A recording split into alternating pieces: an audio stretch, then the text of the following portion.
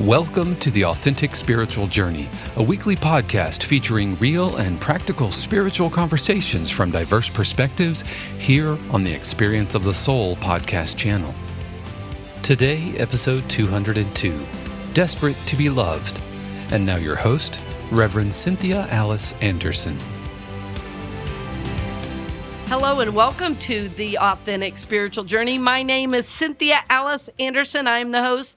I'm here today in 818 Studios with my producer. Good morning, everybody. This is Dave Croft. Thank you so much for joining us for episode 202 of the Authentic Spiritual Journey. As always, we welcome you to a brand new week. Happy Monday. Hope you are doing well.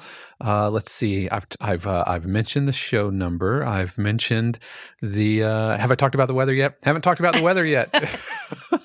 Right. I know you recently learned that's kind of your I routine. did. And so now I'm all in my head about it, but it's fine. It's totally fine. It's just because, there's something, when you're learning a new language, one of the main things you learn is greetings and then how to talk about the weather.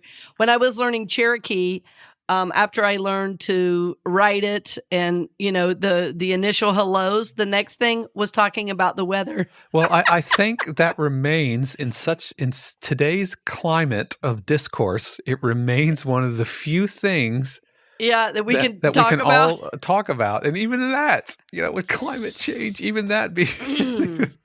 But even climate change depends on the part of the world you live in. We're in trouble if it is raining outside and somebody says that's not my truth. If somebody says it's not raining. Right. Okay. Well, it's kind of like the old Unity minister joke of how many Unity ministers does it take to change a light bulb? How many? That light bulb's not burned out. Oh. We denied the existence of the darkness bulb. Yes. Well, friends, welcome to the show. It's always a great day. Dave and I have been connecting quite a bit this morning. That's been fun. I hope you feel our connection, in the show. I know you do. We had a great time at the show 200. If you haven't gotten to listen to that, go back and grab that one because it was live and it was at a beautiful venue and location, and that was a great connection with people in person. I can't say enough about that. Yeah, that was so good. And once again, a special shout out to Jackie and Will, the team that really took care of us at AOA in Orlando, as well as Lineage Coffee for providing the coffee for us. And we had a room full of our longstanding supporters, both in prayer and in financial support. And so it was just a little kind of intimate way to thank those folks who have been with us along the journey, as well as the energy to have a live show. Because this is our first time recording, me and you, since we recorded the 200th. And just such a good energy, and I'll just echo what we said there. In that, I don't think it's going to be our last live event. Right. Well, that was what was so interesting. There were so many requests, like, what are you doing next month? Mm-hmm. Somebody said once a quarter, and I love to be live with the people I love and to do, ministry, which is really what this is, our online ministry. So, I'm giving that thought. Ethically, I've always tried to be really careful because I left CCU Orlando and I don't want to do a lot of things in Orlando that would pull anybody from the church.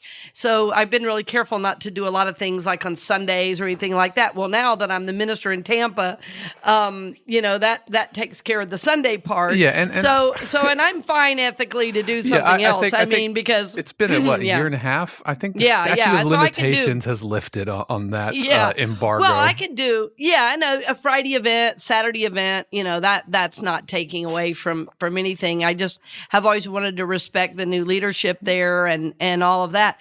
But I think we will do another Orlando event. And, I was thinking next time we might have a little live music as well. Oh, love that idea. And I would still love to get into Lineage. It's just the schedule didn't work out. We were going to record at Lineage, and then they had a bunch of staffing changes, and she said, oh my gosh, we really want to support you. We just can't do it staffing wise. Plus it was the time of year and whatever. But she said, but can we still provide coffee? Which I was not expecting.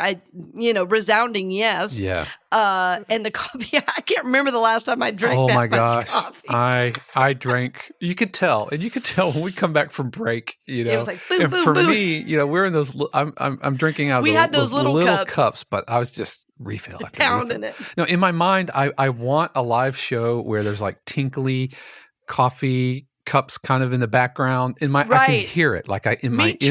That's NPR exactly, head, I can hear it. So, but thank you for those folks who came by and spent a Saturday morning as we recorded our 200th episode. And again, if you haven't checked it out, be sure to download that episode. Check out the YouTube channel because you'll see us both, and you'll see some pictures if you go to the show notes from episode 200. And I was going to say, if you'd given this year, you should have gotten an invitation.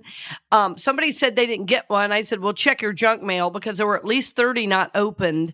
I went with a real expensive way to send because I was like, I want a high class event. I'm going to do an Evite, and I don't care if it costs money. This is for our supporters. And I was all out, and then nobody opened it. Right. And I was like, okay, I don't know if I'm going to do an Evite. Next time, I'm just going to send people a text and say, "Hey, I'm doing a gig. If you want to come, postcard or something, or postcard." You know what? All that said, I think the people who needed to be there were there, and it was awesome. It's like it was just divine appointment. There was something really kind of.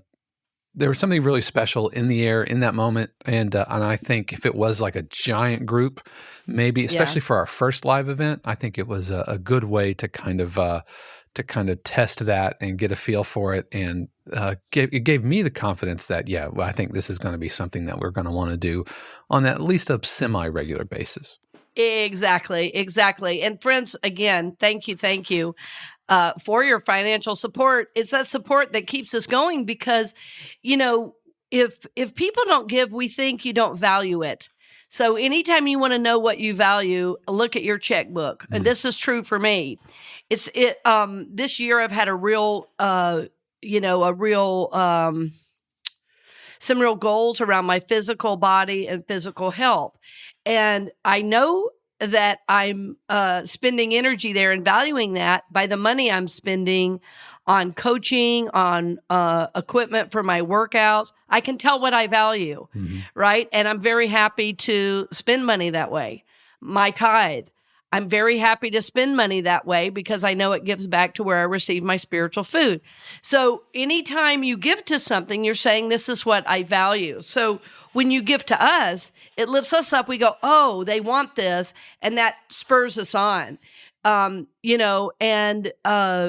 it's really important to receive that support. So we just really thank you for all the ways you have given because it has kept us on the air. And again, it's kept us reaching people around the world that would otherwise never have heard this message of peace, of love, of empowerment. And I do believe we offer that, and we're real grateful. So Dave, what is our show title today? The show title for episode 202 is Desperate to be Loved. Desperate to be loved. Well, yes, and thank you for that title. I love that you always repeat it because it gives us time to kind of take it in. A friend of mine recently said, every time I listen to your podcast, he said, sometimes I'm doing something light. He said, every now and then I'll be working in my kitchen, but otherwise I don't do it while I'm working. He said, because I want to listen to every word. And sometimes multiple times because I realize if I can take that message in a deeper way, I'm really gonna benefit. And when you repeat that title, especially this one, Desperate to be Loved, this is an important one, very, very important. Yeah. And I think, there are some podcasts you can listen to kind of on a surface level. They're fun or whatever, but like I don't listen to audiobooks when I shop. And I can't listen to our podcast while I go grocery shopping because I have to focus in. So, friends, this is for your soul, and your soul deserves, some support. And we all multitask, and like I said, however you get it, great. But for you, I want you to just think about what does your soul need in terms of that around this show, around your morning journaling? I'm always going to bring it back to your journey. So today is so important, desperate to be loved, because we all are desperate to be loved. I know that because of the success of social media. I know that because of addiction. I know that because of the marriage and divorce rate. I know that because we come from traumatized childhoods. And I know it because I've experienced it myself. So no one gets out of this one.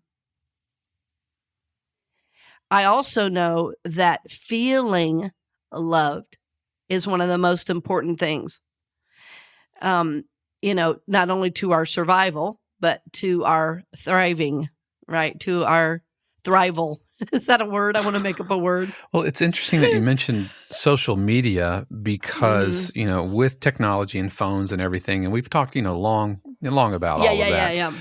But there's also this increase of the influencer, of the TikTok star, of the Instagram star, which I think is a result of the siloing of communities and the siloing of the individual, into their screens, which again they're not inherently bad. Right. We're not saying it's evil. But right. I think people are feeling that lack of connection. And so in order to compensate for that, they generate this persona that they project into Instagram or YouTube Shorts or TikTok or whatever. And every little thumb up, every like, every comment fills that desperation on a superficial level. And I think I don't think I do think there's correlation between those. Oh, absolutely. Absolutely. Well, I have a good friend who does some life coaching and some social work. And she often will put on her Instagram page, Instagram photo and real life photo right by each other. And, the Instagram photo, she's polished and has on makeup and a cute little hat. She looks like a model. And then the next one, her hair's down. She's got on glasses, and she looks like a real person. And so she works a lot with people, on those kind of image things. You know what? I'm going to ask her to be on the show. I just made a note to do that. She'd be wonderful to have on. But yes, you're absolutely right, Dave. And there is this desperation to be loved. And I use that word because when you're desperate, you will do anything. And what's the issue is the desperation is so unconscious that it motivates behaviors we're not aware of. Including debasing yourself on a TikTok video. Or harming yourself or harming yourself. And this is coming from somebody who has a YouTube channel myself. I mean, you put I this do on too. YouTube. Yeah, and, exactly. And when I was exploring. But I mean, I'm not going to roller skate in a bathing suit for the experience of the Soul Podcast channel. I've considered it, but yeah. We'll film that in 3D for you. Boy, people would really pay to see that. Yeah. That's at our next live event. The next live event, RCA I'll will bring my take her skate. skateboard. Actually, let's just, Yeah, exactly. Well, it also, yes, and Dave, you're describing this, it prompts us to do risky behaviors. Sex addiction is really based in the need for, intimacy, sometimes for control, sometimes and of course it's all imitation love, right? It's not real love. And, in Greg Baer's book, which is called Real Love, he calls, we all have these getting and protecting behaviors, he calls them. And if you've never read that book, it's I don't love every aspect of the book, but there are many things in there that I think are good. And one of the things is how he describes our getting and protecting behaviors. And of course, the reason we do those is we're doing anything we can, right, to either get love or protect ourselves from being hurt. And it would be a great book. But I want to back up a little bit and say, when we're born, we're born into a very specific family system. And friends, I have really come to learn every family, and I jokingly say about my family, by the way, like I just said to somebody the other day, being an Anderson is a reality. And, when I've been writing stories of my childhood, which has been a lot of fun, but I'm like, I can't believe I survived some of these things. But the family you're born into is its own reality. That's what I started to say. And this reality is fraught with dysfunction, people trying to get their emotional needs met. Sometimes it's an abusive environment, and when you're coming into this as a baby, you're trying to figure out, how can I get loved? Because without love, you won't survive. And we've talked about that before, and I'm going to keep bringing it up because it is such a motivator of our behavior. And again, even at that stage, you don't really know that's what you're doing. You're reaching for mama, you're crying for milk, and so for those of us that grew up in households that those cries went unanswered or we were not held, that has an impact for the rest of your life. So this is a pretty significant aspect of the journey, a stage of the journey, rather. So I want you to just think back to those childhood moments. And a lot of times, in one-on-one sessions, people will say to me, well, I have no memory of childhood. Well, that always tells me that it was traumatic, because why else would you not remember? In other words, it was repressed or blocked, the childhood memories. Because many of us that have done the deeper work have memories of our birth. I mean, I have memories of my birth. I've done a rebirthing session. I was able to confirm my rebirthing session with my mother, So, for instance, part of my story, I think I said this in one other show, but a part of my story was in my birthing was that the umbilical cord was around my throat and I couldn't breathe when I was born. Oh, wow. And nobody ever told me that. But when I was doing a rebirthing session, this is, 30 years ago, when I was doing the rebirthing session, I felt the cord around my neck. And I said to my mom, did I have a hard time breathing? She said, yeah, we didn't think you were going to make it. And I was born prematurely.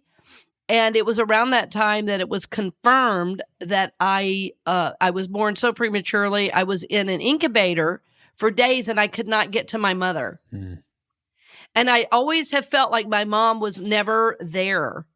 Well, it was because in those first days, she wasn't, and so this desperation to get loved, by my mother, has really stayed with me. It's been a key in my healing work.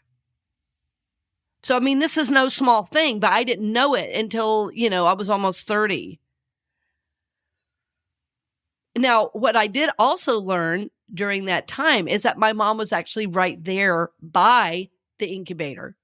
But in those days, they didn't let the moms touch the babies. They didn't know how important it was.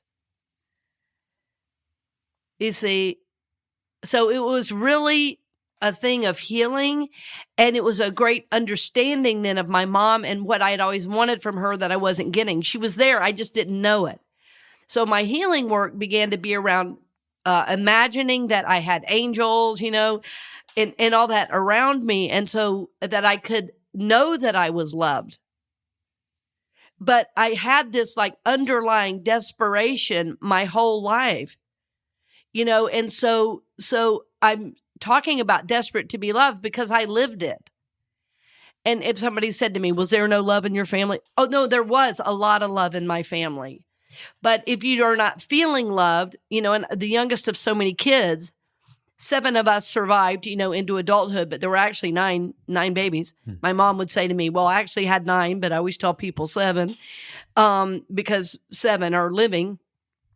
But, when you're the youngest of that many kids, there's just not really enough energy and time to go around. So, that compounded that feeling of not being loved. So my healing work has been around this very thing. So I just am sharing openly, honestly with you that this is part of every human's experience and has certainly been a part of mine. Right? So, friends, the goal of this podcast today is to just bring you into awareness that some of your behaviors may be stemming from, I just need love. And once you get conscious of that, healing can begin to take place. So we're going to talk more about that. I can't believe we're already at 20 minutes, but we're going to talk more about that right after this brief message, probably about one of my classes. Hello, friend, and thank you for listening to the podcast. I'm so grateful you are listening, and I want to invite you into one more thing. I always get super excited to teach this course. It's called Dream Big, Live Big, Basics. This is the first course in a series of courses based on the Dream Big, Live Big idea. This course will help you grow, prosper, and evolve because you're going to learn how to tap into source. In other words, tap into spirit in you and listen to your own heart and soul for what dreams you still want to dream and what realities you still want to manifest. So the group will have peer support, you will have accountability, and a lot of love as you seek to know what are those dreams and goals you still want to manifest. There are already people registered for the course, and it starts Monday, May 2nd. So to register, just go to CynthiaAliceAnderson.com and hit book now. So Dream Big, Live Big Basics starts Monday, May 2nd at 7 p.m. For more information and to register, go to CynthiaAliceAnderson.com. Blessings on the journey, dear friend, and I hope to see you soon. Welcome back. We're glad you're with us. And friends, I'm just remembering my class starts tonight, and this is great because I have a lot of really interesting people who have registered for this course. It's the Dream Big, Live Big Basics that starts tonight at 7, and it's a 7-week course. So, I mean, this is an intensive, and if you haven't checked into it on my website, would encourage you to do that, CynthiaAliceAnderson.com. And I have seen people make such strides in their work. And one of the reasons, it has to do with today's topic, which is another reason I'm mentioning it. One of the reasons this program works is because it allows you to dream. And when you don't know you're loved, when you're desperate to be loved, all you're trying to do is get a need met. And when you go beyond that and you start loving yourself and you start listening to that, soul yearning, you really begin moving forward, in a different way. So anyway, would be happy to have you join us on this journey. There is a fee for this class. It's $300 for the 7 weeks. And you get a lot of support for that. So anyway, but back to the show for today, which, Dave, give us the title one more time. Yeah, we are desperate to be loved. I'm going to say it again. Desperate to be loved. And, during the break, I was really thinking, because you were sharing kind of your story. Mm-hmm. And I remember coming out of high school, because I grew up, I went to youth group, firmly like Wesleyan kind of evangelical Christian upbringing. Right. And so, I didn't party, I was what they called straight edge. I was super straight edge to the point where it kind of got, kind of the bad side of straight edge and, no smoking, no drinking, brah. And so, but yeah, you said it was really intense. Yeah. And this wasn't anything that was imposed on me by the church necessarily. It was more of a result of my two oldest sisters kind of being rowdy and we'll just leave it at that. I think we talked about it before. Well, no, but that's good to say. It was a reaction to, I know I don't want to do that. So exactly, because I saw how it really put my parents through the ringer, and I saw, my sister was a teenage mom, and I was like, okay, I saw firsthand the result of, unprotected teenage sex and all of that. And drugs and all of that. So I was like super straight edge. But by the time I got to college, man, because I had like one or two girlfriends through middle school and high school, and I'm like, I'm doing something wrong. clearly, like I was so over it. I'm like, forget the church. I'm Dave is I'm in college now. Nobody knows that, I'm just some fat band nerd, because we're all fat band nerds, right? Because when you go to college, you're surrounded by band nerds in the music program. And I was just like, Dave is single and ready to mingle. And so I quite literally thought, you know what? I'm just going to go have fun. I'm just going to go have fun. That's what I'm going to do. Yeah. I'm going to put aside all of those sleep around, drink, stuff. 100%. Yeah, whatever. I was like all here for that. And don't you know that the first real kind of serious date that I had, and this is the universe like, okay, Dave, I got you. Okay, Dave, helping you. My first real serious date was Shannon. Yeah. Talk about and you've only been together, what, 25 years? I think we're celebrating 30 years together. Wow. This November. Wow, that is quite an accomplishment. Our first date was 30 years ago in November. And so, that's, like I said, it's the universe really saying, okay, Dave, you're about to go off the deep end. And so I'm going to keep that from happening. So I'm going to put the person that you're going to spend the rest of your life with. That's going to be the real first person you fool around with. That's who that's going to be. And I thank God literally for that, because I think I was ready. I was so desperate, literally desperately to be loved. I felt unloved, and I felt betrayed by my principles, if that makes sense. Yeah, absolutely. Absolutely. Yes. And there is some way in which this kind of Puritan, ethics, have extended forward. And there's, especially for men, there's not a lot of ways for men to experience being loved and intimacy, in our culture. And, with women, it's a little different, because women tend to touch each other more. They tend to talk and communicate a little more than men. And it's so hard for men to feel a sense of intimacy without sex. Right. Because there aren't other opportunities. I think men have the capacity. Certainly, I know many men right now in my life who have found wonderful ways to have intimacy with other men through like therapeutic groups, through different martial arts forms where touch and wrestling is a part of the art itself. And you know what? Part of why men do that is because they get to be touched. And so, yes, it is. I'm so glad you lifted that up. And so in our culture, how men, get their intimacy needs met is a lot of times through sex addiction and those kind of patterns, through daily porn use. And of course, it's all fake, right? It's not real. So it just extends that feeling even more, even though there's something that kind of gets satisfied in a weird way. But I'm really, really glad you spoke to it. And yeah, when you're in that place, you'll do nearly anything. Yeah. Yeah. And funnily enough, I was so like straight edge about like promiscuity and everything, but my senior year in high school, dirty magazines and all that stuff. I mean, come on. Oh yeah.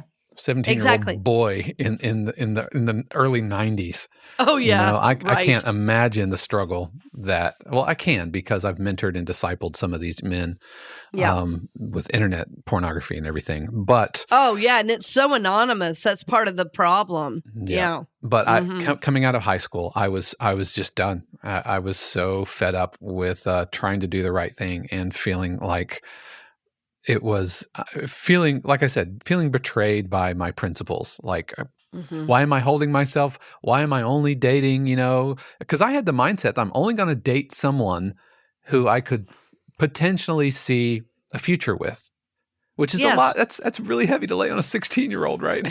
Right, like you're right. asking to the movies. Sometimes you just need to have a friend and see where it goes. Right, Yeah. exactly. But Mhm. I'm really thankful that the first time I rolled the dice Yeah. and decided to fool around, that it was somebody I was going to spend the rest of my life with. That's Yeah. really, I'm really Well, thankful. well, in this desperation, that stays with us, and I know Donna speaks to it in a slightly different way on her show called Healing Your Family Legacy. But when we're not getting our emotional needs met in the most basic need, which is to be loved, the reason we go towards addiction is because the pain is so great emotionally, we're trying to like soothe that pain. Right. And so we go to alcohol, we go to drugs, we go to sex, we go to whatever, dominating, controlling, whatever the addiction is, because it's some way that we feel a connection or some kind of power, or it helps us check out of the emotional pain. Right. So this is important, I think, to know, because there may be a behavior you're doing right now and you go, why am I doing this? Why am I still smoking, even though I know I'm slowly killing myself? Why am I still drinking 3 glasses of wine a night or a bottle a night? Why am I doing that? Well, chances are it's because the emotional need and this need to be loved is not being met. And the emotional pain is so great. That's what you're doing to numb out. Isn't there a pain suppression technique where, like, I've seen it like in like fighting choreography, where somebody will get like stabbed or something and they'll actually hit the injury. Like if you hit your injury, that's a pain suppression technique. Well, right? I've learned when ahead. I fall on the mat in jujitsu, if you fall on the mat, you have to hit it. And if you hit it, it doesn't hurt. It's the weirdest thing. Yeah. And so it's kind of like that. It's like, okay, so I have this I have this pain, and I'm going to try to treat the pain with more pain, because in some ways they kind of phase cancel each other out or something, but it's all temporary and fleeting. It's all temporary. Exactly. Well, ask any addict, what do they need after the big high of the drug? More drugs. Right. You have to hit yourself even harder. You have to hit yourself even harder next time. Exactly. And, as I speak about addiction, I'm not speaking of it lightly at all. And much like what Dave was describing, I have some wonderful older siblings for sure, but I saw many of them in addiction. They grew up in a little bit different time. It was the 70s when they were teenagers. If it feels good, do it. Keep on trucking. All those ideas, free love. And so there was a lot of weed smoking, lots of alcohol, people trying acid. Well, I observed all that, and so I could see what it did to people. So I still had a need to be loved. I just didn't go about it, solving it with drugs or alcohol. I went the opposite way, which is much like Dave, what you did. I really went towards healing. And I started my own therapeutic journey. I think I shared this one other time, Dave, and you were like, I'm so surprised that I had to lie to my parents to get therapy because they didn't understand it. So I just told them I was going downtown to see a friend. And instead I found a church that had a counseling center, which was actually First Baptist Atlanta, where Charles Stanley was. And I had played some in the orchestra there. That's how I knew about it. But I had to lie to get therapy. So my therapy journey started at 15 because I could see there were wounds that I could see that I didn't want to go this other direction. So my journey started pretty young because I knew drugs and alcohol were not, I don't know. I just did not get that addict gene. I don't know how, because I drank at such a young age. I mean, I was hungover in 2nd grade and heard my parents fighting about it because I drank amaretto the night before with my dad. I mean, this is craziness. But I wasn't an addict. I didn't drink regularly. I didn't, I never was that type where you can't have one, you just keep going. So my journey went the opposite way. But even in my spirituality, Dave, I've had moments where it's like, okay, this is not enough. There has to be the emotional healing. It's like something has to get mended up inside of us. Belief and faith usually are not enough. There has to be emotional work too. Because we can believe God's here, we can believe God loves us, we can believe in Jesus, we can believe in Allah, it doesn't matter, but there's still a need to be loved, you know. Mm-hmm. So until we can love ourselves, then we'll always be desperate to be loved. And when we're desperate, we will take anything. And, you know, if I've looked back at my life at relationships that were, less than healthy, I can see those grew out of a desperation to be loved. So we want to be, just cognizant of what is motivating our behavior. I guess a bottom line, that's what I'm saying, is that, and to try to look back on our lives with some, clarity, with some honesty, and say, what did prompt this behavior? And, that old song, looking for love in all the wrong places. That's what we all do. That's what we all do. Well, and every love song, basically, on the radio now is about desperation for love. It's not really about real love. It's like, I know you hurt me, but I love you anyway. So, the question to me that's obvious now to answer is, well, so how do we heal that? So first of all, for any healing, you do have to first have awareness, which is why we spent so long. And I wanted to talk a little bit about my journey, Dave, a little about his, so you get context for your own. There's not a judgment if you've been desperate to be loved. It means you're human.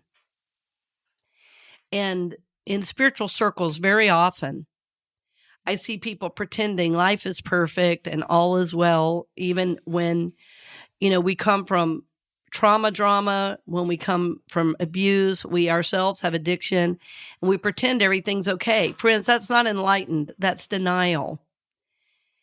And I really want you to know that you're a spiritual being, living in a spiritual universe governed by spiritual laws, yes, but you're also human. And we have to deal with the human. We have to deal with this aspect. And there is a time at which we must love ourselves, and even, I'm going to say it this way, letting ourselves be loved. There's a vulnerability and authenticity to the journey where we say, what if I did allow love from the outside? What if I did actually start to love what's here? As my mentor used to say, warts and all. And just because I say I love myself exactly as I am, it doesn't preclude the need to work on myself. It means right now, in this moment, I love everything that's here. I have compassion for myself and my journey. I see the many ways that these relationships or opportunities to be loved, have been an important part of my journey, and I've learned along the way. And if I don't use those for learning, well, then I have that to work on to love myself. But I want to assure everyone listening, you certainly are very, very lovable. But as long as we're going to someone else to love us first, it's always and only going to be temporary. So loving ourselves is the love of God. Like people say, well, let God love you. Well, when you can't see God and you can't feel God, that's really hard. But I can look in the mirror and I can see myself. And as I love myself, I can let God in. I can let God love me from within.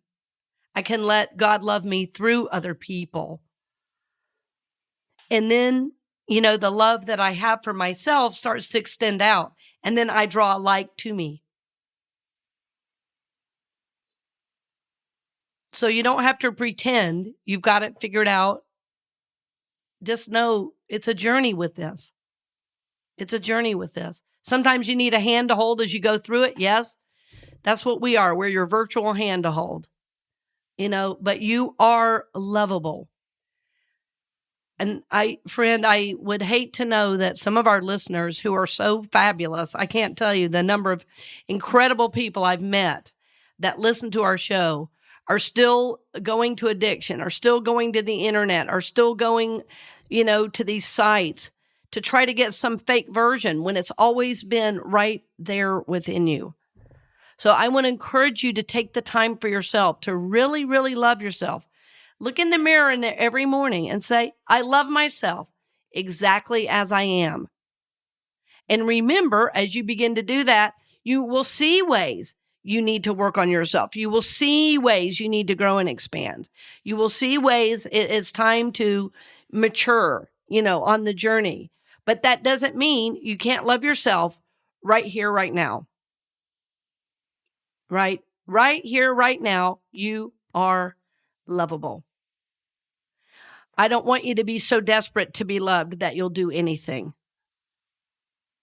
My prayer for you is that you will love yourself right where you are. And as you do, you'll begin to let God love in. You'll be able to let other intimacies and friendships in that are going to support you in ways you've never even imagined yet. I was just in the last 6 months, I've noticed I'm kind of in a new gear in my life. And what I mean is I'm able to forgive more easily. I'm able to open my heart more. I'm able to let in different types of friendships that exist on different levels than I've ever experienced before. New levels of intimacy with men and women that are just beautiful, beautiful friendships. And I know it comes out of my time I've spent on self-love and on my spiritual journey, my meditative work, and also working very, very deeply on, the places I need to heal. So as I bring this to you today, as Dave and I bring you this show, it's out of our love for you and our hope for your journey that you will hear. There is hope for you and you are lovable. You do not have to be desperate, right? That there's goodness for you right here, right now. And it's always been right within you. We're going to put a resource in our show notes. It's, there's a book, it's called Letting Yourself Be Loved. Oh, no, I'm sorry. The track is called Letting Yourself Be Loved. Excuse me. The book is called Graceful Passages, and it's a book and a CD. You can find it on Spotify. Gary Malkin and Lou Epstein. It's called Letting Yourself Be Loved. And it's really, really beautiful. It's a recording with beautiful music and would be a wonderful meditation for you. I've used this book for years. I mean, it's been in existence about 20 years. I heard it right after graduating ministerial school, and it's been a cornerstone of my ministry in terms of when I'm working with people at end of life and helping them make a graceful passage. And this particular track called Letting Yourself Be Loved is really, really beautiful. So friends, thank you for joining us today. As always, we're so happy and blessed that you join us on your journey.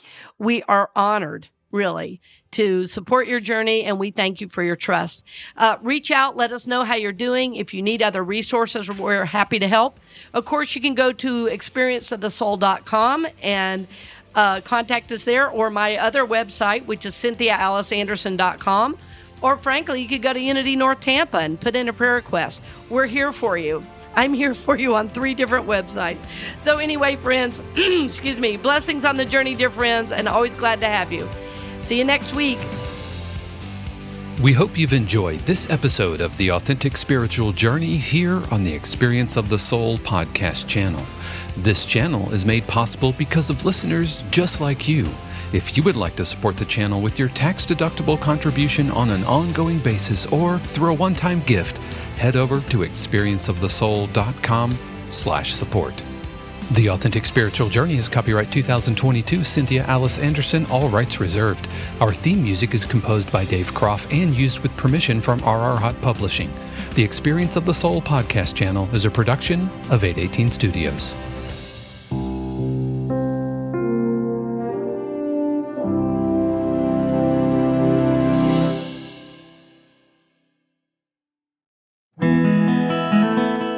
Hey friends, Sean here, your Experience of the Soul producer. I want to take a moment to tell you about something truly exciting. The Soulworks online community, created by your host, Cynthia Alice Anderson, and available on the Mighty Networks app. If you're looking for a place where you can explore your spiritual path, connect with others, and grow in a meaningful way, then this is for you. Soulworks is so much more than an online community. It's a safe, inclusive space for spiritual exploration, self-discovery, and personal transformation.